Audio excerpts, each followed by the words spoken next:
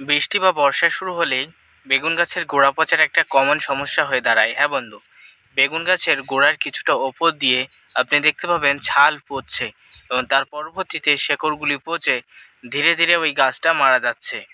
এটা কিন্তু গোড়া পচা রোগ। এই রোগের থেকে যদি আপনি বাঁচাতে না পারেন, গাছকে যদি সঠিক ট্রিটমেন্ট না করেন বা পরিচর্যা না করেন, তাহলে এর থেকে আপনার জমির সমস্ত গাছে কিন্তু ধসার মতো রোগ লেগে যেতে পারে। তাই আজ থেকে সতর্ক হয়ে গাছের পরিচর্যা নিন। তাই বেগুন গাছের গোড়া পরিচর্যা করার জন্য, গোড়া পচার জন্য কোন কোন ওষুধ স্প্রে করবেন আর কি কি ছড়াবেন সেটা নিয়ে আজকের ভিডিওতে আলোচনা করব। তাই চলো ভিডিওটা শুরু করা যাক। তার আগে একটা ছোট্ট রিকোয়েস্ট করবো, ভিডিওতে একটা লাইক দিয়ে এগিয়ে যাও। বন্ধু দেখতে পাচ্ছ এই বেগুনের জমিতে বর্তমানে গাছে কিন্তু সবেমাত্র ফুল আসা ধরেছে, ফুল আসছে।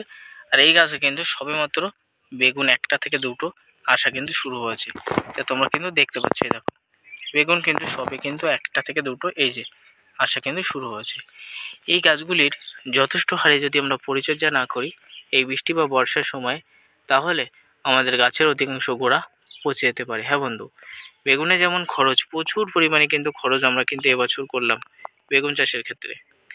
সেই বেগুনে যদি প্রচুর পরিমাণে খরচ করে যদি খরচের টাকায় না তুলতে পারি, তাহলে কিন্তু বেগুন চাষে এর মতো লসের কিন্তু সম্মুখীন আর কোনো চাষে কিন্তু হতে হয় না।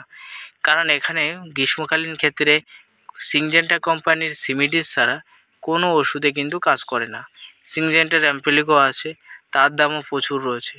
প্রচুর পরিমাণে কিন্তু বেগুনের বিষের দাম, যা কিন্তু পার সপ্তাহে আপনাকে 150 থেকে 200 টাকার বীজ দিতে হবে। প্রতিদিন কিন্তু আপনাকে এখানে পার সপ্তাহে 2 থেকে 3 বার বীজ দিতে হবে। 150 টাকা করে যদি প্রতিদিন বীজ দেন, তাহলেও কিন্তু আপনার 350 বা 400 টাকা পর্যন্ত, কিন্তু 450 টাকা পর্যন্ত কিন্তু চলে যাচ্ছে যদি 3 দিন দেন। 2 দিন দেন তাহলে কিন্তু 300 টাকা মতো কিন্তু খরচ পড়ছে সিমিডিস যদি বীজটা আপনি ব্যবহার করেন। আর অন্য কমা দামের বীজ ব্যবহার করেন তাও তবুও কিন্তু আপনার নিম্নপক্ষে পার দিনে কিন্তু 100 টাকা করে কিন্তু খরচ হবে বেগুনের বিষের ক্ষেত্রে ডোক ভাঙার জন্য। যদি না দেন ডোক সব ভেঙে দেবে, আপনি সেখানে বেগুন পাবেন না। ঠিক আছে, এটা কিন্তু কমন ব্যাপার হয়ে দাঁড়িয়েছে। তাই এই গাছে বৃষ্টি বা বর্ষা আসলে কি সমস্যা দেখা দিতে পারে, এই যে গাছের এই গোড়া থেকে এইখানে পচ ধরবে, ছত্রাক বা ফাঙ্গাস এখানে কিন্তু অ্যাটাক করবে। ফার্স্টে কে আনবে? ছত্রাক বা ফাঙ্গাস। প্রথমেই যেটা আনবে সেটা হলো গাছের গোড়ায় যদি জল জমে থাকে, সেই জল জমতে জমতে জমতে জমতে মাটির গোড়ায় গাছের একটা সহ্য ক্ষমতা থাকে, একটা ধৈর্য ক্ষমতা থাকে। এই যে গাছটা দেখতে পাচ্ছেন, এই দেখুন এই গাছটার একটা ধৈর্য ক্ষমতা থাকে বা সহ্যর একটা ক্ষমতা বা লিমিট থাকে। সেই লিমিট যখন ক্রস করিয়ে ফেলে, তখন কিন্তু তার গোড়ার ছালটা প্রথমে পচে, ধীরে ধীরে ভেতরের অংশ পচে এবং তার পরবর্তীতে সেটা পচতে পচতে পুরো একেবারে শেকড় পচে যায়। ফলে সেখানে কোনো ওষুধ বা এটা সেটা স্প্রে করলেও কাজ হয় না। বুঝতে পারছেন? তাহলে ফার্স্টে আমাদের কী করণীয়? জমির মাটিটাকে শক্ত করণীয়, আর গাছের গোড়ায় যত কেঁচো আছে সেগুলোকে মেরে ফেলতে হবে। এই দেখো কেন্ন পর্যন্ত মরে গেছে। এই দেখো কেঁচো, দেখো মরে গেছে। দেখেছো কেঁচো কেমন মরেছে? এই দেখো কেঁচো কেমন মরেছে, দেখেছো? এবার বলতে পারো দাদা তুমি কেঁচো কেন মারছো? কারণ এই বর্ষাকালীন ক্ষেত্রে গাছের গোড়ার মাটিটাকে শক্ত করতে হবে। দেখো পা দিয়ে দেখো বসেছে মাটি, পা বসাতে পেরেছি? বসেনি। এর প্রধান কারণ গাছের গোড়ার মাটি শক্ত আছে। আর মাটি একমাত্র শক্ত করে কে? ইনসেকটিসাইড, ফিবিডন দানা। হ্যাঁ, এখানে রয়েছে, আমি তোমাদের দেখাই। এই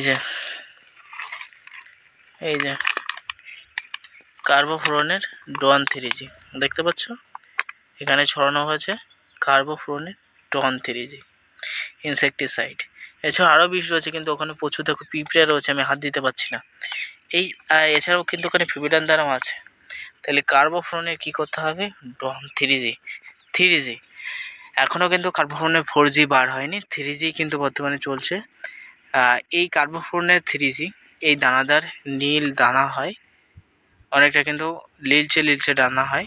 এই দানাটা পার 10 কাঠা জমিতে 2 প্যাকেট সারা জমি আগে গাছের গোড়ায় যথেষ্ট হারে ছড়াবেন। তার পরবর্তীতে আপনি কি করবেন?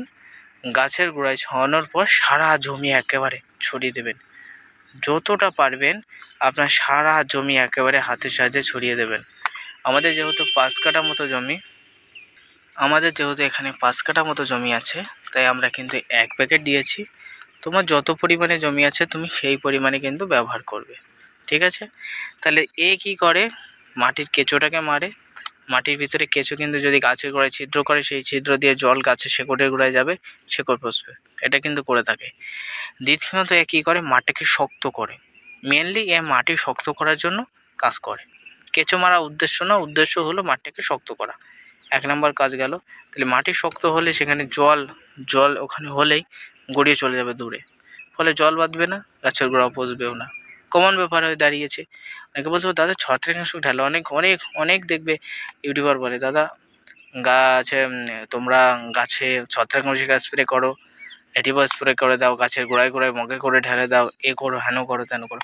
আরে ভাই গাছের গোড়া নরম আছে, ভেজে একটা ড্যাব ড্যাব করছে, সেখানে ছত্রাকনাশক স্প্রে করে কী কাজ পাবে? 1 টাকার কোনো কাজ হবে না, ফালতু। চাষ করে না, ওই এটা সেটা করে এ করে ও করে ভিডিও বানিয়ে ছাড়ছে ইউটিউব থেকে কামানোর জন্য, ঠিক আছে? কিন্তু আমি আপনাকে বলছি সঠিক যেভাবে বেগুন চাষ হয় সেই তথ্যই তোমার মাঝে দিচ্ছি, যাতে তুমিও চাষ করে উপকৃত হও। 2 নম্বর কাজ যেটা হলো, এই দেখো গাছের গোড়ায় বর্ষাকালে আমরা কোনো সার দিয়েছি? কোনো কিচ্ছু দিইনি। দেখো কালো হয়ে রয়েছে, দেখতে পাচ্ছ? এটা কী বলো তো? এটা হলো কিনা এই কার্বোফোন দেওয়া হয়েছে, দেওয়ার ফলে কালো হয়ে গেছে। আর 2 নম্বর, এখানে গাছের গোড়ায় কোনো সার না, কোনো বিপুল দানা না, কোনো অনুখাদ্য না। গাছে রেগুলারলি প্রতিদিন, বর্ষাকালীন কাজে যদি পারেন প্রতিদিন, তবে সপ্তাহে 3 দিন, আমরা তার বেশি ব্যবহার করি না। সপ্তাহে 3 দিন ব্যবহার করি, বর্ষাকালীন ক্ষেত্রে 3 দিন, তার বেশি কিন্তু দেবো না। কম দামের ফাঙ্গিসাইড একটা হাতের কাছে রেখে দিই, যার ভিতরে কিন্তু প্রায় কার্বন ডাইঅক্সাইডের পরিমাণ রয়েছে, প্রচুর হারে রয়েছে, প্রায় 30% আছে, আর ম্যাঙ্কোজেমের পরিমাণ 50%। এটা হলো ইন্দোফিল স্পেন্ট ফাঙ্গিসাইড। এটা হাতের কাছে রেখে দিই, সপ্তাহে 3 দিন গাছে স্প্রে করে দিই। কিসের সাথে স্প্রে করি? ওই পোকার ওষুধের সাথে স্প্রে করলে কি হয় আমি দেখাই একটু। গাছের পাতা কালো হয়, গাছের পাতায় টিপ দাগ আসলে সেটাকে কন্ট্রোল করে এবং গাছকে শক্ত করে। ইয়া কিন্তু কাজ করে। বিশেষ করে বর্ষাকালীন ক্ষেত্রে আপনি নিয়মিত স্প্রে করবেন, সপ্তাহে 3 দিন নিয়মিত কিন্তু স্প্রে করবেন।